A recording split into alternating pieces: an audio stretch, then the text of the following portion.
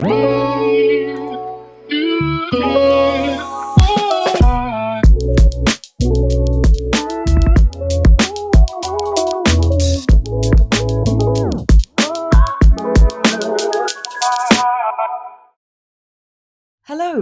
and welcome to Real Menopause Talk. I have two guests today, Sam Simister and Heather Jackson, two women who are genuinely leading the menopause revolution. They are calling for the normalization of menopause and a universal understanding of the 48 plus symptoms. They're asking for responsible brands to recognise and respond to the needs of those in menopause and to serve them better, as well as for the continuation of research into this life phase. I met them both to discover more. So lovely to meet you both. I've been really excited about this. How are you both? Great. Yeah, but brilliant. I think really positive, really good. But we are seeing so much engagement with GenM and our mission and what we're trying to achieve. It's a really lovely problem to have, but there's lots of moving parts. I think it's fair to say, H, would you agree? Absolutely, but like you say, all in a positive way. Yeah. When we laid on our sunbeds back in Portugal, me complaining about my perimenopause and you telling me about your whole experience, and we said we need to do something. We weren't expecting that we'd have nearly 40 brands on board, united collectively to raise the awareness and actually learn to serve the menopause better. So yeah, it is a nice problem to have, but we never thought we'd move it so fast to have Boots, Marks and Spencers, Vichy, L'Oreal, you name it, next. Yeah, Holland and Barrett coming on board. It's just incredible, really. So I'm all ready to recognise that menopause is more than just a medical issue or a gender issue. It's actually a natural transition for the majority of women, and of which, just like with a marathon, you wouldn't run a marathon in a pair of slippers. You shouldn't need to run, enter the marathon of menopause, which is the biggest marathon most women will ever enter. So woefully unprepared and unseen and observed. So we need retailers and brands and organisations to come on board and understand it from the consumer and the employee perspective to serve it better. So no, really exciting stuff. I would love to get into how people can get involved, how individuals and how companies can get on board and hopefully surpass your 48 target. Absolutely. But originally, can you both tell us about your personal experiences then, before lying on your sunbeds in Portugal, and how GenM came to be? I'll let Sam start on that one. Absolutely. Sure, no problem at all. Well, I think it's fair to say I was woefully unprepared.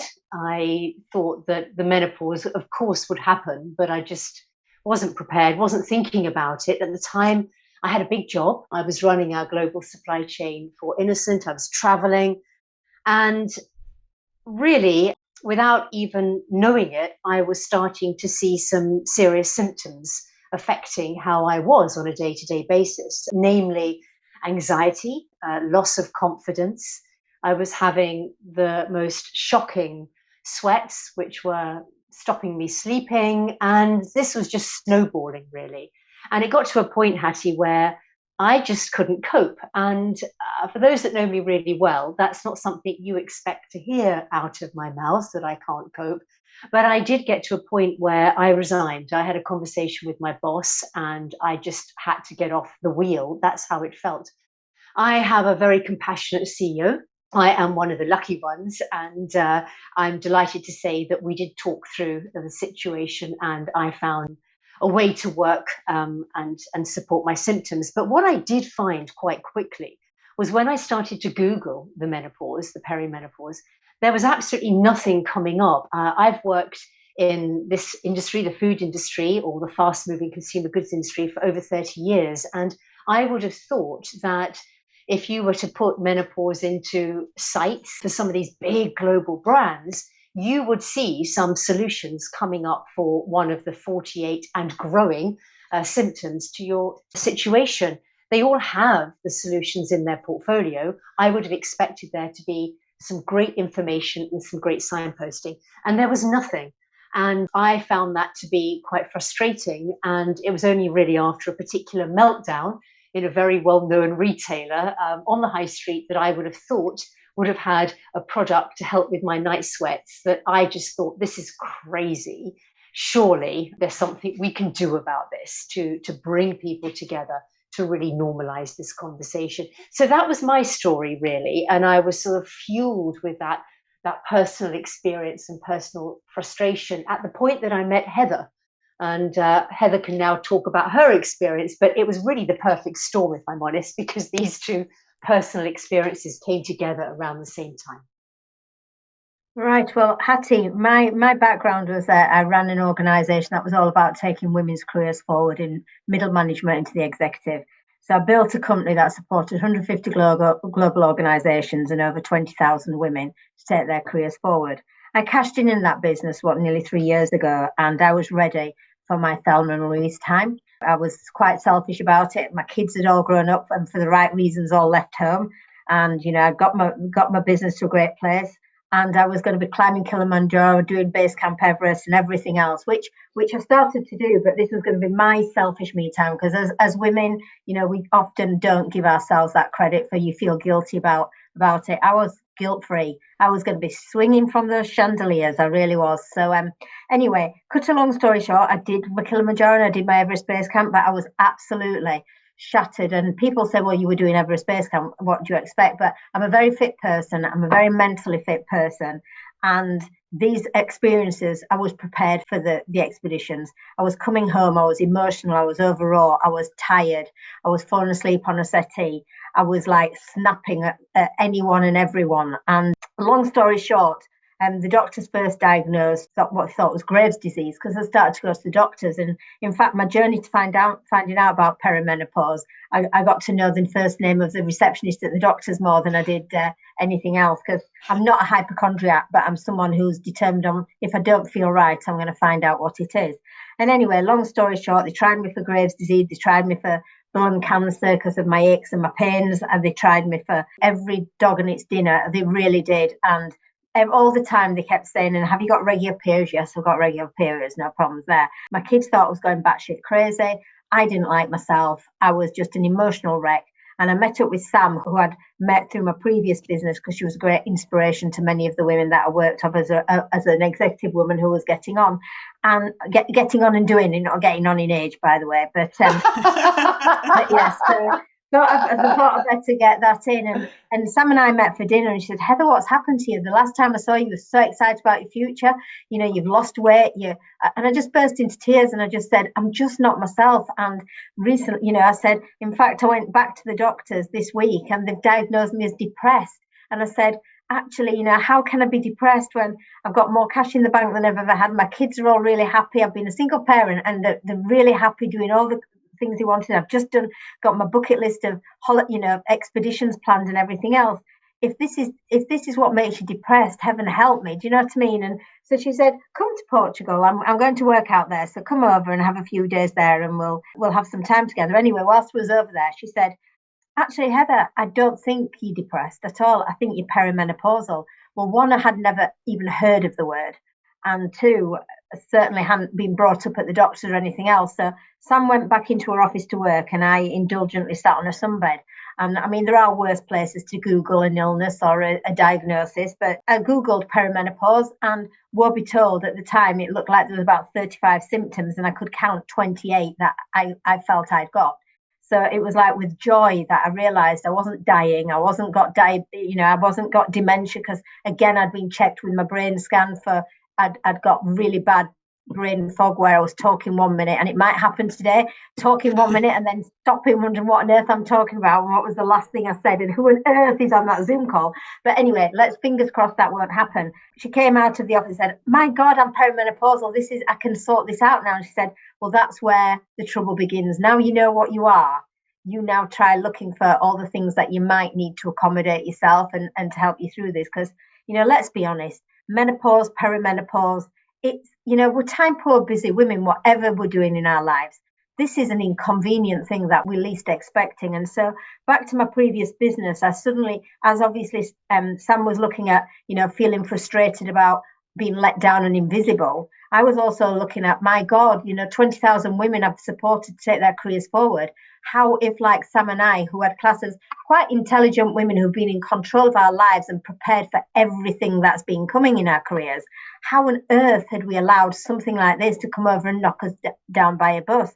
And if it could happen to us, it could happen to so many other women. And it just felt so unfair to be at the peak of your career, probably in the best place you've been. And actually some concrete wellies come along. And, not only have we've gone through all the gender equality and got ourselves to a great place where rightfully women should get to the top on their own reckonings and actually the best person for the job. Why is it now that actually the final part of this is, oh, and by the way, we're going to add in menopause here as well? So we both knew that we needed to do something more to, one, raise the awareness, and two, get brands and organisations to help serve us better. This wasn't just about going to the doctors and finding out about HRT. This was about accommodating what is for most women a natural transition in their lives. 10% of women get early menopause or surgical menopause, which my heart goes out to them, because we at least get a run up to menopause with perimenopause.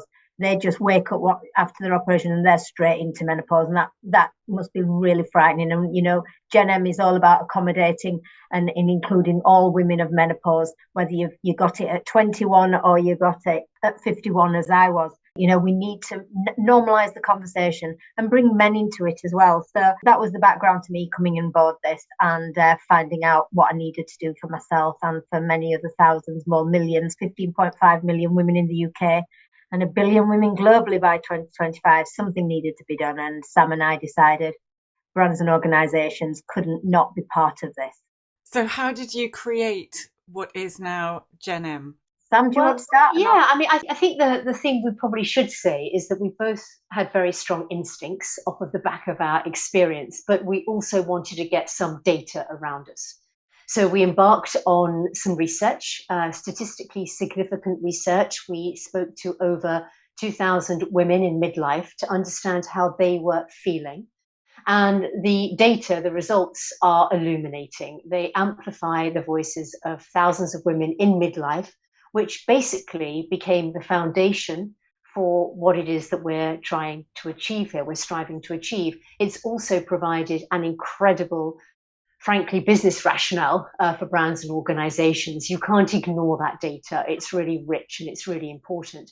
And what that data was telling us, it was telling us many, many things, actually. It was telling us that women are time poor and they want really solutions in one place that is easy to access. They would like more from their employers. 88% of women we spoke to said that they would really like their employers to know more, to understand more, and to start a conversation with them as to how they can support while they go through that transition.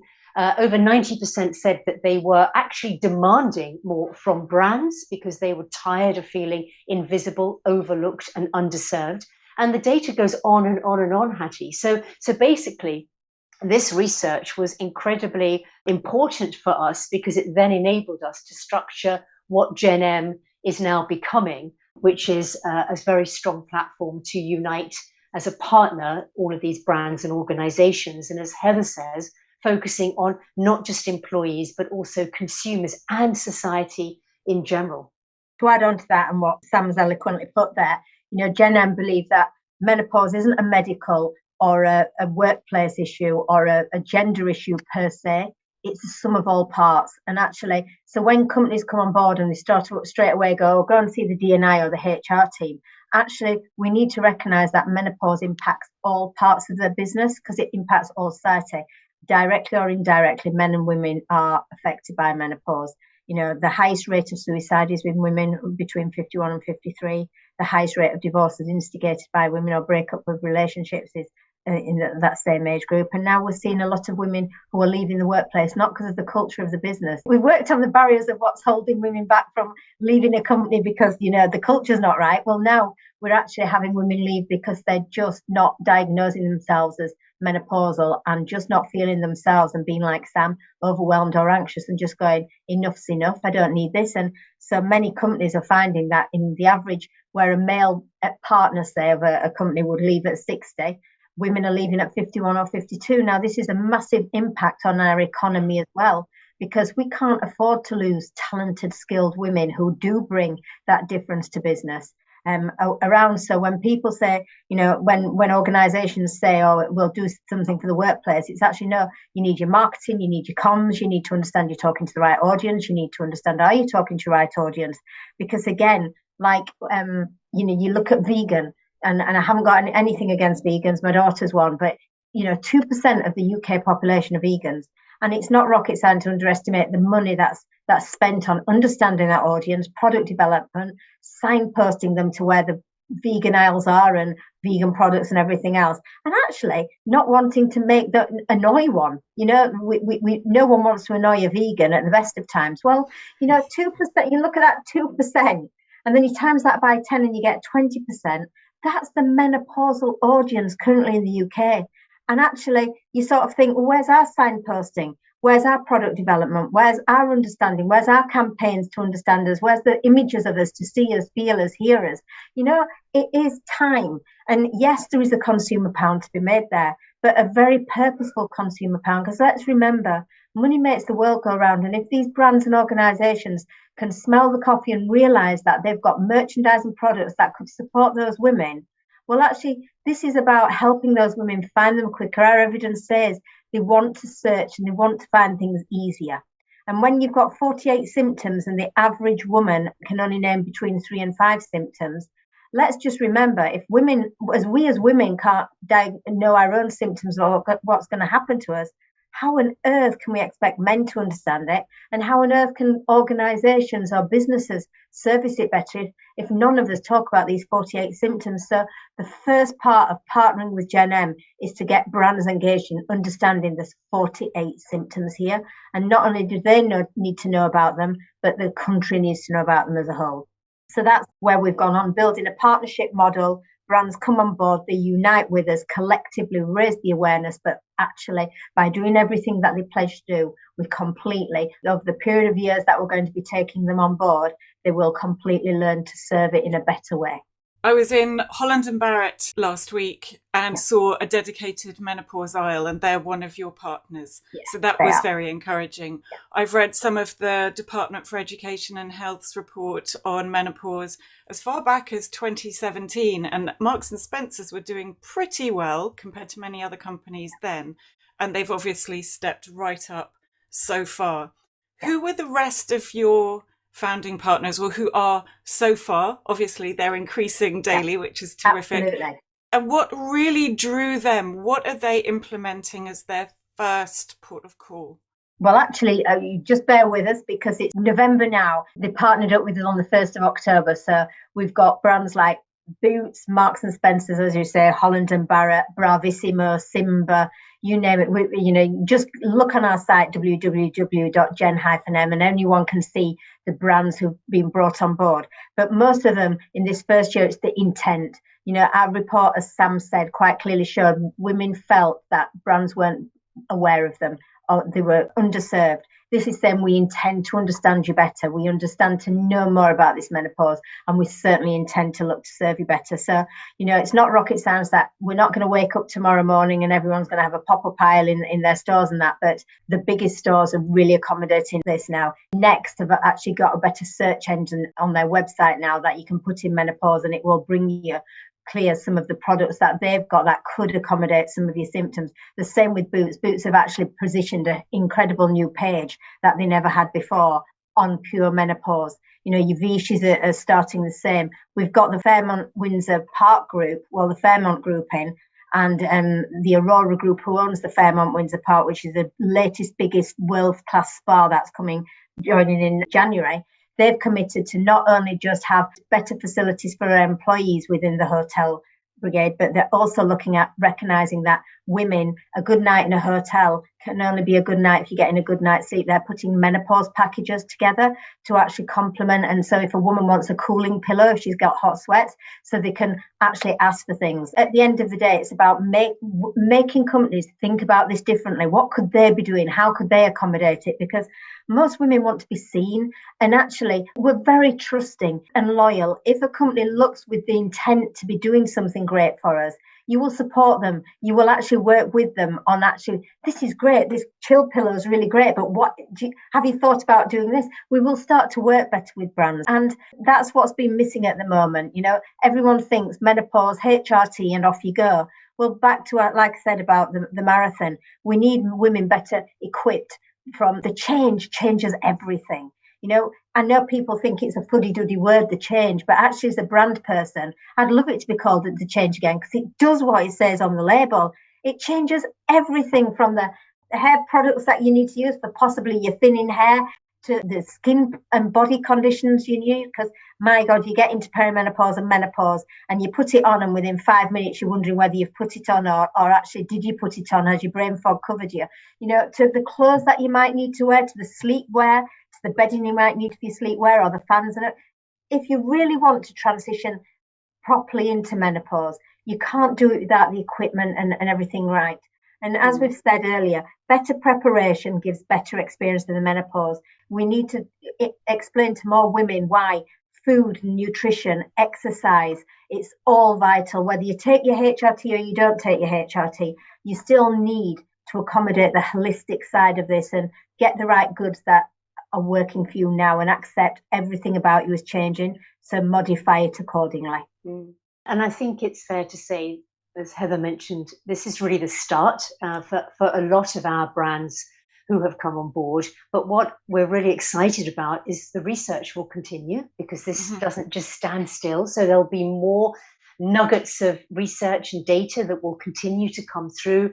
We will be bringing these wonderful brands together to have thought leadership sessions to pick the key topics that are worthy of further discussion. And there will be a lot of learning and sharing of best practice. And that really excites us, because if we stay focused and we can really drive change at pace through uniting these fantastic organizations, that's got to be a great thing. And that will change the disparate landscape, hopefully, that Heather and I certainly found 18 months, 2 years ago when we were starting to look. So that's also something that over time we really hope to see changing.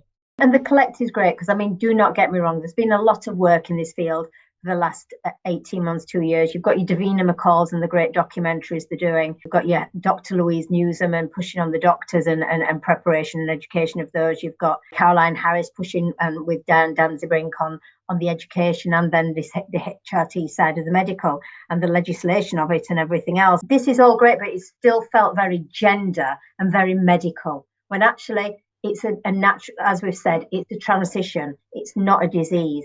And so we felt that by bringing the brands in who've got the biggest width of, reach out to their employees of men and women, they've got the biggest, reach to consumers. And you look at that, and they've got also the biggest impact they can have with suppliers as well. This is not just a commitment to do the best for your business and your consumers. This is actually to engage you with your suppliers and everyone who is part of your business to say, come on, guys, we need you to be thinking about this audience better. So we've done it in a very collective way. We're not an organization that is toxic. We're not actually forcing things. We're actually collaborative.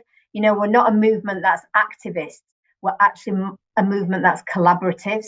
We're a partnership. We're a partnership that actually can bring these brands on and give them a badge as well. The GenM badge that can say, we have brought ourselves into this audience. We're seeing you, we're hearing you. We might not have got it right yet, but we're damn right on our way to finding out more about it and doing it better. So that's really exciting. And the final thing that's really exciting is the fact that come early summer, we're going to be launching the first menopausal awards as well with all these brands. So, and it isn't just about the best product out there or the best menopause friendly, because let's remember, it's not just about getting menopause specific products that we want. We just want menopause friendly. So if you were looking at food, what would be the best food I could eat? And again, with the beauty products, doesn't have to be menopause specific. It'd be great when we finally get a makeup artist to be able to say, actually, this foundation is perfect for anyone, but particularly perfect if you've got hot sweats. It stays on your face all day. Because at the end of the day, these are problems we're getting that we need to understand. So there'll be consumer awards, there'll be with that reach, we're looking for the consumer, the customer who's got the most supportive menopausal partner. Nominate them. What do they look like, man or woman? What do you need to, let's promote some really great people out there who are supporting their partners well. Them bringing in the workplace, then bring products, then do campaigns and advertising. So we'll bring it all together, the awards, to really celebrate this midlife age that is ripe for promoting to, rather than hiding from and ignoring them. I mean, let's be honest, our generation of women in the 50s have built the majority of these brands we're working with. We've been a big part of their success, and right when we're needing them, please don't disappear on us, because we supported you all our lives. So that's how it is. All really exciting. And your invisibility report is invaluable reading for anybody listening to this, male or female, as we've already touched on. I have no doubt it will resonate very strongly with the 15.5 million women in the UK, plus around the world. The very name resonates with so many of us, as we do feel quite invisible. So how do we collectively ensure that companies are genuine when they take this on, and that menopause isn't just a label that promotes their latest offering? Yeah.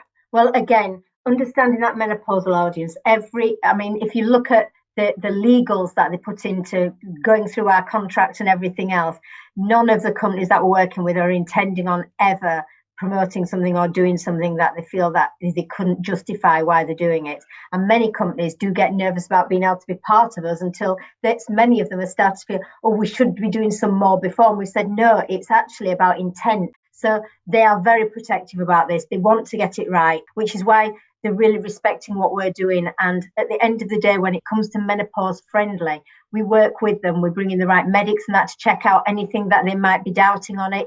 But again, there is a broad spectrum here, from the creams that you can use to, overwhelmingness and anxiety. Many women don't actually get really bad bouts of it, but just being able to buy a candle that calms you down, that you can light when you walk in a room. We're not looking at things that are groundbreaking, life-changing things here. It's actually from small things to big things, what might work for you, because no one's menopause is the same. Every woman has different, and every woman has a mixture of those symptoms. They could have them all, they could have a few, they could have some one day, totally different ones in a month's time. So it's changing all the time. So what you do have with GenM is that commitment that we'll work with any organisation to make sure what they're putting out there is viable and fits with the symptoms that they've got. And if they need more credible proof, we have incredible medics that we work with who can check it all out and everything else. But we have to remember, menopause friendly isn't about the medical side of menopause. It's about the holistic side of what will give you the best experience on top of the medicine that you might be needing to take. When you look at the list of brands that are on board, they are incredible businesses. And as Heather says, they're taking this very seriously. And it's going to be a step by step. Some brands will want to move faster than others. That's okay. I think as long as we all start by uniting today, and that we can have a rolling program of what might work for some brands, what might work for others, then I think that's progress. In this first year of commitment from the organisations, if we get to a better point where women aren't fearing the menopause, because I do think a lot of the things they've seen in the media at the moment are, as any headlines go, the scaremongering, the worst case scenarios and everything. When actually, as I said earlier, most women's menopause aren't that bad, but in a 21st century world, isn't that bad, suggests it could be better. And we deserve the best experience through this life. All we're wanting to do is raise the awareness and normalise the conversation. Because until we normalise the conversation and have more people understanding it and talking about it, we can't move off from this. People are running before they can walk. And actually, by bringing these brands in and getting the conversation started is the best way. We don't want women to fear it, or anyone in trans fearing it who might be experiencing this. But nor do we want the organisations to fear it either. I mean, Sam and I are of that age where we've seen every change in the equality of business. We've both fought hard to be able to get to a place where women can be accepted at the top or wherever they want to go with their careers, because we're skilled and talented. The last thing we want is companies to then start going, oh my God, we've now got to think about the menopause and be fearful of it. This isn't about fearing it, this is embracing it, because if they get it right, they're getting the best quality woman who's at the peak of her career.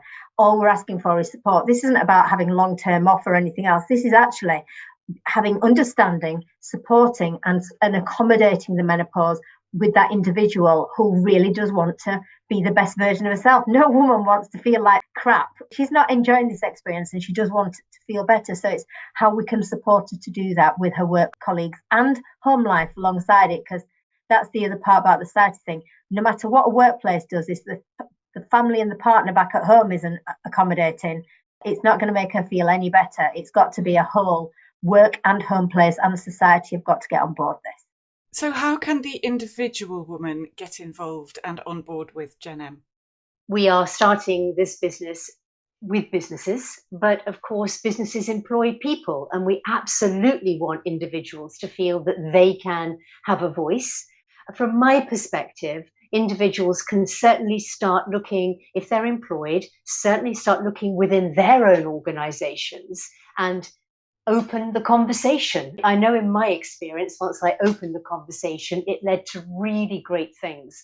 So I would love to see people listening to this starting to have the conversation at work and suggest to their businesses that they too become members of GenM. They too get on board, look at what we're doing, reach out to us, become part of this collective. It's really easy to do that. And the more people we can get on board, the better. So I guess my starter for 10 would be, if you are employed, have a look at what your business is doing and encourage them to join us, because we would really love that. And we're here and ready to have that conversation.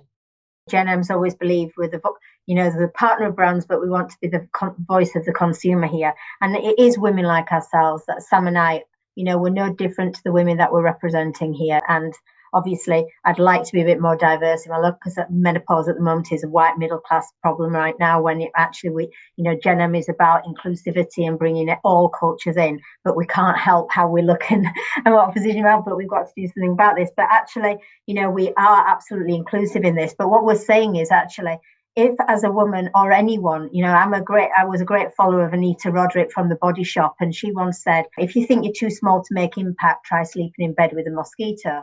Now, I'd like to take that back to your audience, because there's many women and men right now who think we're on the way to solving the menopause and making it better with your Davinas, your Louise Newsoms and all those other great ambassadors we've been talking about. The fact is, we're nowhere near normalising the conversation. We all have a role and responsibility. So it's taking that one step further that Sam said. It's actions speak louder than words. We've got to join up on our site for anyone who wants to commit to saying that, right, well, I will start normalising the conversation. I will start talking about it at work. I'll start talking about it at home. But we're not asking you to make a big deal of this. We're meaning just drop in the word menopause occasionally. Let's not just say, today I'm going to talk about menopause. It's about using your WhatsApp group, your Face group, your Instagram. At GenM, we send out plenty of posts about understanding the menopause that they could just repost and things. So commit yourself. I always believe unless you've made the action, you won't follow it through. So come on our side. There's no catch in it. You just commit to saying, I'm going to promote the menopause better. And equally, as women as well, yes, we represent some incredible brands, but they also want to know how other people are feeling. So if you feel that a certain brand is letting you down at the moment, or you could think that they could do more, not in a critical way, but you just feel this, call it out with us, put it on the site, say why. Don't just be blazingly critical of them. We're intelligent women and we usually have some great solutions. Call it out, suggest what they should be doing. So again, for those who want to go that little step further and going, do you know what, I went into so-and-so, and to be quite honest, it was an awful experience for me and I think that they could do better. Write to us, because we're connected to those brands. They need to hear that the menopausal woman's voice. Let's stop thinking it's someone else's problem and someone else will solve it. We all are part of this and we can all help solve it and make the experience better for all. So as that would go, that's for the individuals. But please, if you're at an executive level and you're close contacts with the CMO or the HR director or the COO or the CEO, absolutely drop them a note saying you need to look at GenM, see what they're doing, because I think we could do some really great things for society in a purposeful way and also in a commercial way too. Let's not pretend that for these big brands, if they get this right, like with any audience, if they get it right, everyone reaps the benefits. So. What one tip would you give to a woman during peri or post-menopause? How would you help her? I have got lots of thoughts and ideas on this, but I think now there is quite a lot of information out there starting to come to the surface. I would absolutely say go onto our website, start to explore the symptoms pages, get familiar with what the symptoms are, and be really honest with yourself. If you've got them, start to prepare, look for your solutions, and talk about it. And that, I think, is the best way to start normalizing it. But prepare and have a conversation with somebody that you trust or a safe environment. That would be my advice. To complement what Sam said there, it will be to embrace it as well. Don't fear it and don't be in denial of it. It's going to happen to every woman, whether we like it or not. You can't run away from menopause. So back to that, preparation is key. Prepare for a better experience, but equally act on it. Ignorance is not bliss on this. And actually ignoring menopause, let's just make this clear, we're the first generation of women who can absolutely have the opportunity to live longer post-reproduction than pre-reproduction. Now, that's really exciting, only if you're going to live the best version of yourself and be healthy. Acknowledge that this is going to be a transition, and the earlier the better. Learn in your 20s, learn in your 30s, because you could actually be hit side on by an early menopause. You could be hit on, unfortunately, by surgical menopause. No one can tell you when this is going to happen. If you're lucky, it's going to happen later on in your life, but it does start 10 years earlier in the start of it. And I think that, for me, is the biggest thing we can remind women of. Menopause doesn't happen at 51. Perimenopause starts from early 40s if you're lucky, and you need to be prepared for it. Thank you both so much. And your website is invaluable to everybody. I will put all the details on the show notes. Lovely to meet you, Hattie. Take care. Bye-bye. Bye-bye. Their invisibility report, and indeed all the resources on their website, are essential reading for everyone, both individuals and companies alike. You can find their details in the show notes, or simply go to GenM, that's GEN-M.com. Follow us on the podcast apps and sign up at realmenopausetalk.com for all our shows and information. Thank you for listening. I look forward to seeing you in the next episode.